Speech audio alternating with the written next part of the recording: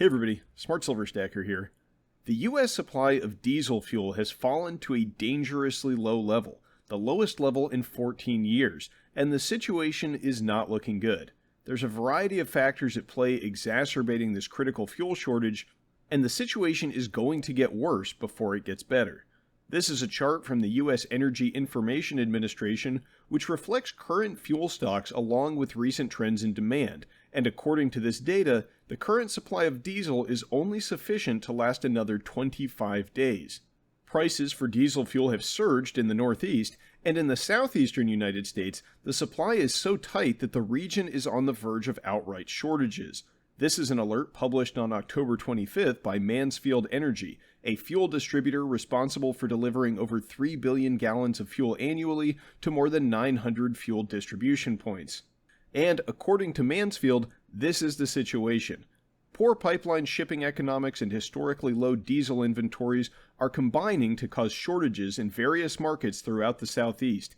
These have been occurring sporadically, with areas like Tennessee seeing particularly acute challenges. At times, carriers are having to visit multiple terminals to find supply, which delays deliveries and strains local trucking capacity.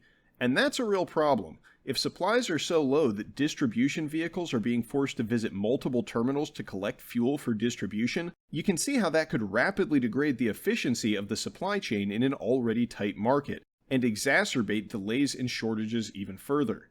The statement goes on to conclude, because conditions are rapidly devolving and market economics are changing significantly each day, Mansfield is moving to Alert Level 4 to address market volatility. Mansfield is also moving the Southeast to Code Red, requesting 72-hour notice for deliveries when possible to ensure fuel and freight can be secured at economical levels. And that is the key, folks, delivering fuel at economical levels. Because it's not like there will be no fuel to buy, there's going to be some available. It's just that with demand as high as it is, and it is growing, and a supply that can't keep up, the price for diesel has the potential to go through the roof, a move which could have disastrous repercussions throughout the economy, because in the US, diesel is truly the lifeblood of the economy. Diesel trucks carry food to the supermarkets, they carry agricultural products from farms to food processing plants, they carry raw materials to factories, and they carry the finished goods to retail stores. So a spike up in the price of diesel fuel will translate to a spike up in a broad range of goods and services, and you've got to appreciate the irony that a fuel shortage will be throwing fuel on the fire of inflation. Today's video is brought to you by Silver Botanicals, household and personal hygiene products that utilize the power of nano silver. Check out silverbotanicals.com today. There's a link down in the description, and don't forget to use coupon code STACKER to save 10% off your order. Bloomberg published the following headline on Tuesday: Diesel shortage this winter to push fuel prices higher, Goldman warns. And the Goldman Sachs analysis is that underinvestment in the nation's fuel-making capacity, exacerbated by refinery closures and disruptions, is leading to a shortage of refined products, especially diesel, whose stocks are at unprecedentedly low levels. And Goldman sees a, quote, incredibly challenging first quarter as the Group of 7 embargo on Russian products goes into effect. And that G7 price cap and the EU embargo on Russian oil and fuel is very likely to turn this shortage into a disaster.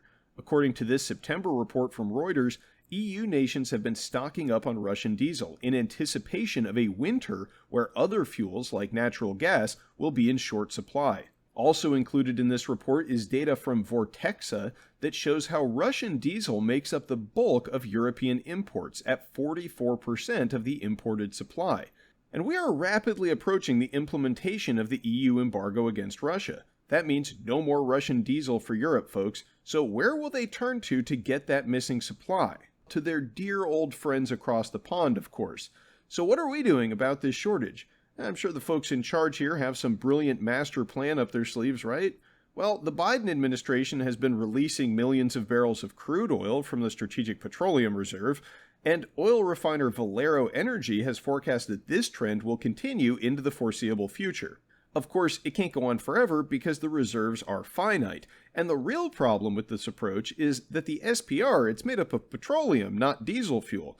crude oil has to be refined into diesel. And as you can see from this data from the EIA, US refineries are already operating near maximum capacity. That blue part of the bar there, that's the operating capacity. The tiny little gray sliver at the top is the idle capacity. So as you can see, there is really no wiggle room here to increase capacity in a meaningful way in the short term. In fact, US refinery capacity has been declining for the past 2 years. Environmental regulations, extreme weather events, and the transition to green energy are all factors weighing on US refinery capacity. For example, in May 2022, Phillips 66 announced plans to stop refining petroleum at its 120,000 barrel per day Rodeo refinery in California while the facility transitions to refining biofuels. Or take the Phillips 66 refinery in Belle Chasse, Louisiana, that stopped refining operations following substantial flooding related to Hurricane Ida in late 2021. This refinery had an operating capacity of 255,000 barrels per day. The bottom line here is that there is little political will or financial incentive to boost U.S. petroleum refining capacity at the moment, and as a result, the fuel supply will remain tight for the foreseeable future. And to illustrate another shortcoming of the approach of using crude oil from the Strategic Petroleum Reserve to indirectly lower the price of diesel fuel, take a look at this infographic from the EIA. The price of crude oil currently only accounts for 42% of the price of diesel fuel. Compare that to crude's impact on 56% of the price of gasoline. And let's be honest, the release of fuel from the SPR is nothing more than a desperate political move by an administration facing rising anger over persistently high inflation and a declining economy.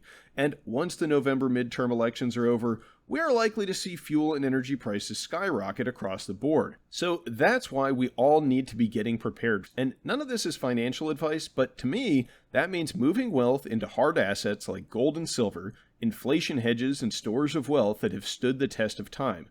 And if you haven't done it already, it's probably a good time to stock up on some emergency food, enough to last you for several months at least, and also, if you can afford it, any kind of energy independence will likely serve you very well in the coming months and years. Generators, fuel stockpiles, solar panels, batteries, whatever you can do to reduce your dependence on systems of support and on the grid will help you survive the challenging times ahead of us. And getting prepared will not only make your life better in the face of adversity, it will allow you to help others and also to seize opportunities that present themselves, because times of great change are times of great opportunity. So leave me a comment down below to let me know what you think about this looming fuel crisis.